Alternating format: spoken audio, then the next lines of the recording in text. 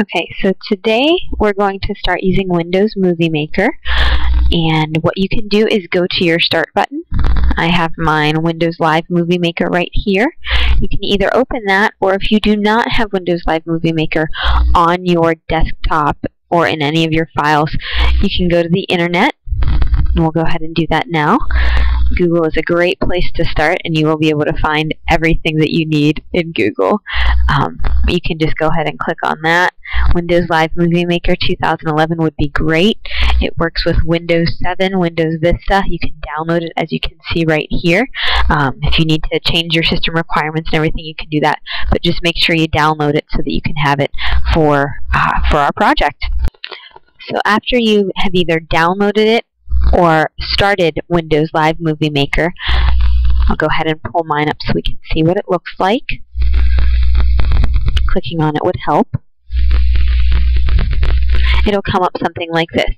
And it's going to be a little difficult to look through the tabs and everything because I currently do not have any projects in here whatsoever.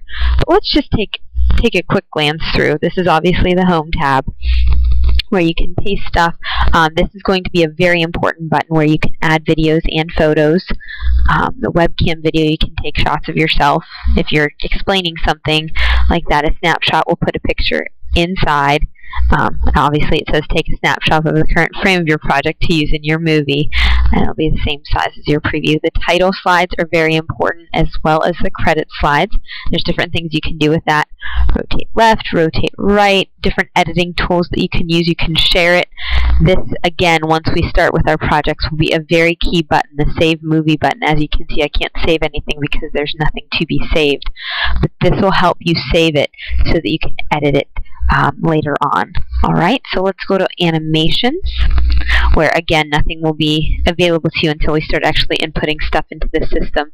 But you'll see there's a Transitions button where you can change how the slides or videos or whatever you're inputting transition from one to the other so that it can be different with each. You can time the duration to that, apply it to all of the slides or videos, however you want to do that. Pan and zoom is a very important feature. As you can see, it shows you the different directions, and we can play around with all of that when we start to input our actual stuff in there. So again, that has the Apply to All button as well. The visual effects, you can do very different effects, as you'll be able to see with it in there, like the watercolor, the chalk, different things like that. So we can experiment with that as well, fix the brightness. And then the project, how you want it to be shown. I always use the standard, the 4:3 ratio. You can try widescreen. There's an audio mix where you can fit it to music, different things that you can do there as well.